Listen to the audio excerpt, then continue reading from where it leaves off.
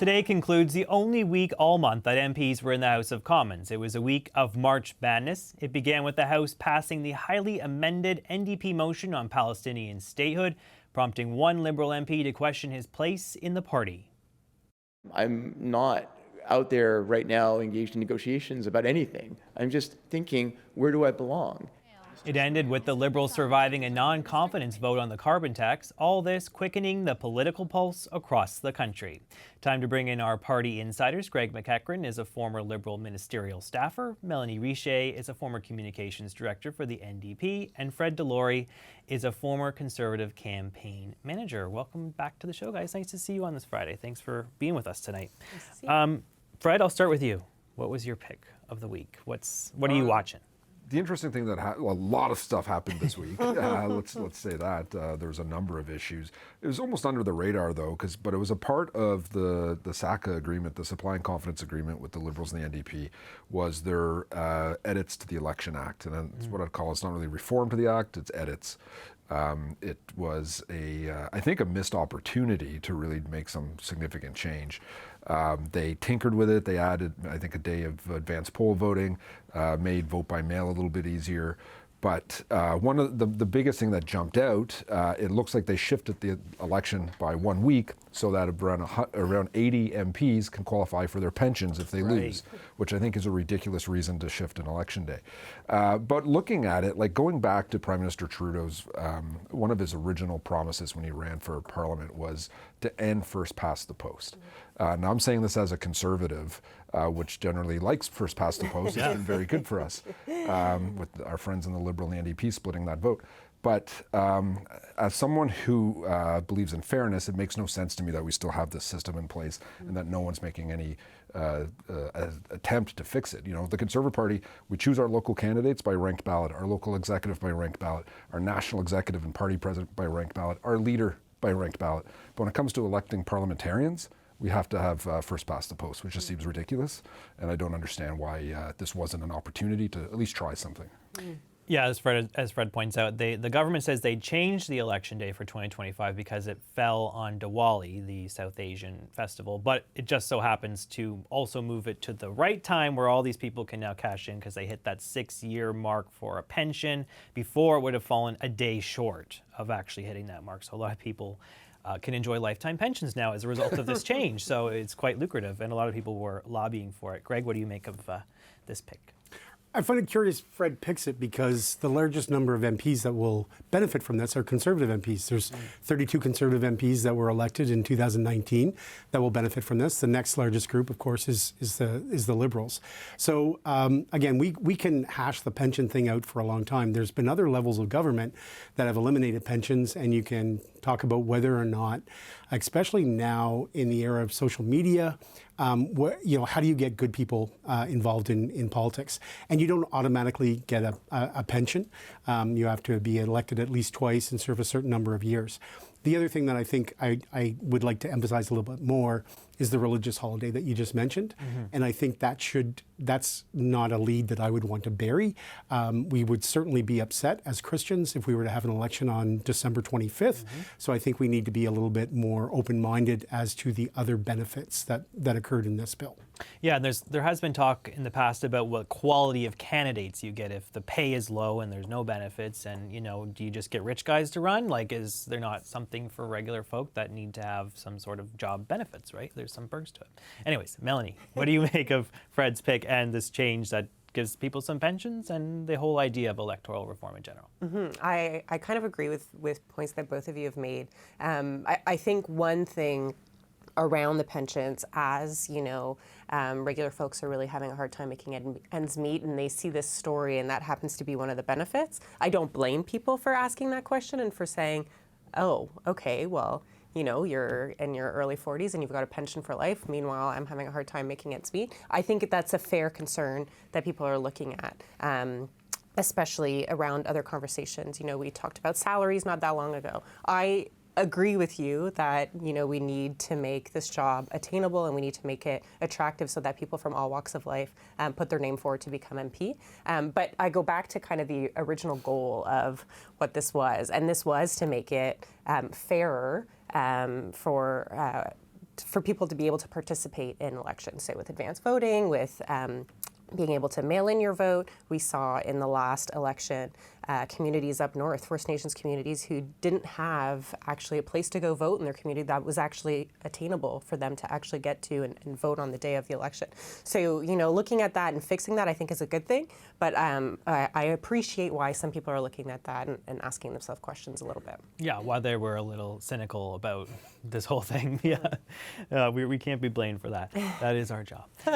Melanie, what's your pick for the week? What were you watching? Yeah, for sure. So you know, for a while now, you know, Greg has mentioned it, Fred has mentioned it, we've all kind of talked about how it seems that the Liberals are having a hard time finding what it is that they're presenting to people, what their message is, what it is that they're focused on. And, you know, this week, their Minister of the Environment, Minister Guilbeault, spent a lot of time having to apologize for comments that he made about how the government was no longer going to build roads, and it created a kerfuffle for the government this week that was absolutely not necessary, and that a lot of folks were able to kind of use as a political football or a wedge on, you know, the government is not committed to doing the things that people need across the country, to build the infrastructure that people are needing in this country, and it was totally done to themselves, which I think is too bad, and I think emblematic a little bit of not just their inability to kind of put forward a message, put forward a proposition to people,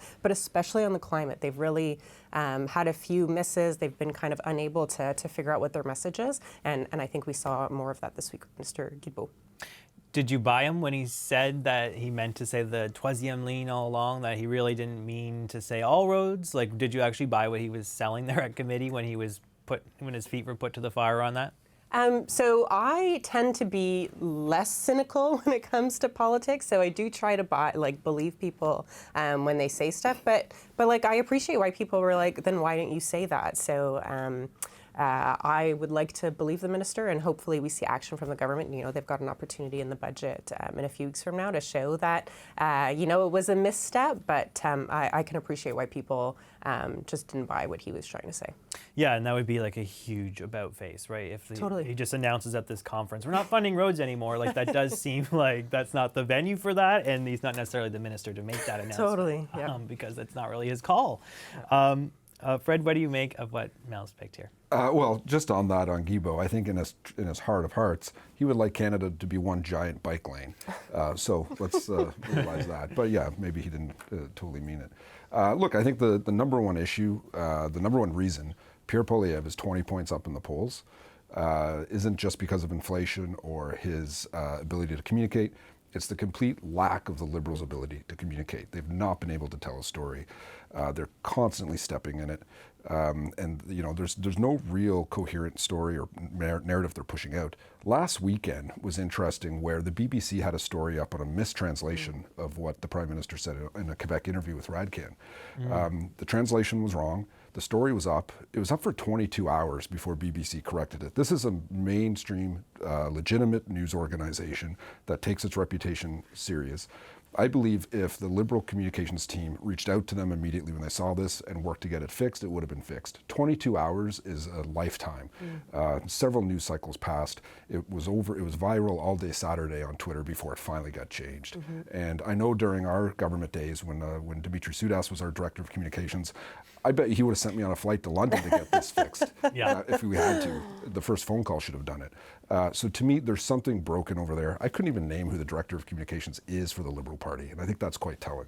Yeah, and they mistranslated him to say that he found the job boring, right? And it was really just a mispronunciation of what the French Québécois like language. It was kind of an idiom or whatever, or something that's not easily translated to English. Greg, what do you make of this pick? Well, first of all, the example that Fred just gave, it is like some news stories are like potato chips now. They have no nutritional quality, and we don't remember eating them 3 hours later. I forgot about that story. And so did I, actually. As for the BBC on the weekend, I think, Fred, you're looking at this through the lens of when media were actually funded the way that they used to be funded when we were kids, and they're not anymore. And you're not wrong, but that is part of the challenge that communications has right now. On the carbon tax, earlier on your show, JP, the columnist from the Globe and Mail talked about one report from the PBO and left out another. You had to correct her. And then later on, when the CBC reporter from Calgary talked about the increase in gas prices that Danielle Smith did, she was very quick to correct on that. I will tell you right now on Twitter, there's a ton of supporters on the progressive side that see that and are seething because they get really mad. And so when you have that type of situation piled on by the inability of a minister to stay in his own lane, and I'll tell you, I worked for a Minister of Fisheries under the Martin government. We had a Minister of Natural Resources that decided to weigh in on fisheries. The Deputy Prime Minister weighed in on him. And, this, we talked about this a couple of weeks ago. This is really, really distracting. It was the day of the rebrand around the carbon price. He stepped all over that. And it doesn't reflect the reality of where Fred and I grew up, where you still need safe highways. So, again, a continual #fail. And again, the Conservatives are smart to get him at committee and talk about it. But in the big picture, I don't think he's calling the shots on roads.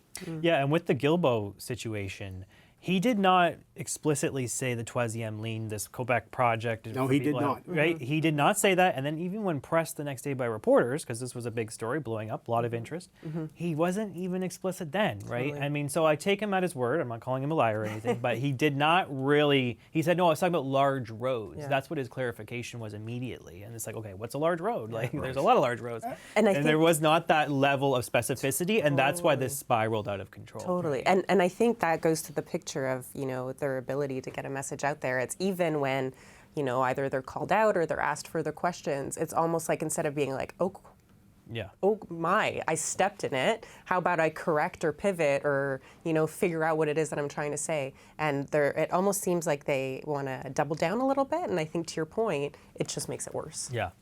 Greg, your pick for the week, please. So we just saw David Cochrane interview Ben Mulrooney. Incredibly sad week for the Mulrooney family and their friends. I stood in line to give my respects as well. But I've been thinking a lot about how the perspective of Brian Mulrooney's career through the lens of today. We have a very similar, it's not lost on me, very similar situation, perhaps for Justin Trudeau, not doing great in the polls. And, I've been thinking about what have we learned since then. And one of the things is you do get, your career is reconsidered. It is done accurately. But I also think about how Mr. Mulrooney is being described. And the word class comes up a lot. And you hear about how he was there for a lot of people in tough times. And I'm comparing it to today. You would not hear the word liar thrown about then as it is now. You would not hear some of the names that the Conservative leader has called the Prime Minister. You also saw Brian Mulrooney swing for the fences. It didn't always work, Charlottetown, Meech Lake, but it did work on some very big other places like ending apartheid in South Africa. I think about the interview that David Cochrane did with Ed Broadbent about on the passing of Ed Broadbent with Brian Mulrooney. The story on the front page of the New York Times, the Conservatives were in third place and went on to win a majority government the next year. Elections matter. And then something that I heard Susan Delacourt from the Toronto Star say in an interview today, that Mr. Mulrooney, in a conversation with Chrystia Freeland, had said that he was very worried about where the United States was going and the tone of it. And that is something in Canada, we seem to be very scared of making those comparisons. Well, I don't think Mr. Mulrooney was scared of making those comparisons. His party is gone. The Conservative Party seems more like a reform wing of the Conservative Party. But I think it's been interesting to kind of look at his career. And I hope at the end of the day, it does encourage people to consider public life. So you're saying Pierre Poilievre's not Brian Mulrooney? Is that, if I read the subtext? Fred, what do you make of those comments? Well, they're both very different people, and that's you're never going to have another Brian Mulrooney. This guy was a world-class leader of our party, someone who impacted so many of us that grew up in politics. Greg and I actually spent an hour talking on a podcast about it recently. He was just an amazing legend who took on big projects and accomplished big things. And I do hope that, Mr. Poilievre, when he becomes Prime Minister, and I think we all agree he will be, I think... Pump the brakes there, Fred. I think, a lot of time to go between next year. I do hope we will see some of these big moves as well. Be interested to know what they are. Of course, when Mulrooney came in, we didn't know that he was going to bring in free trade the way he did and other things. So there's obviously lots of time for Poilievre. other side of it is, we're comparing to Trudeau and where he was and all that. I don't know what his legacy is, where we can point out the things that Mulroney did. We said, lots of people said that Mulroney planted the garden, Paul Martin and Jean Chrétien picked the flowers for all those years after. I don't think we're going to be saying Poilievre is picking flowers from Trudeau's garden. Very quick, Mel. Yeah, I think 20 the big thing is that he was statesmanlike. He was somebody that all Canadians could be proud of, and I don't know that we're seeing the same thing kind of these days. So I hope in the next few years that takes a turn, and the politics that we're seeing that are loud, that are noisy, that are divisive, take a back seat to Prime Minister Mulroney's politics, which were to bring people together. So I think that's the big legacy out of that one. You always cheer us up, ending on a happy note. Thank you so much to the Pulse panel, Greg McEachran, Melanie Richer, and Fred Delory.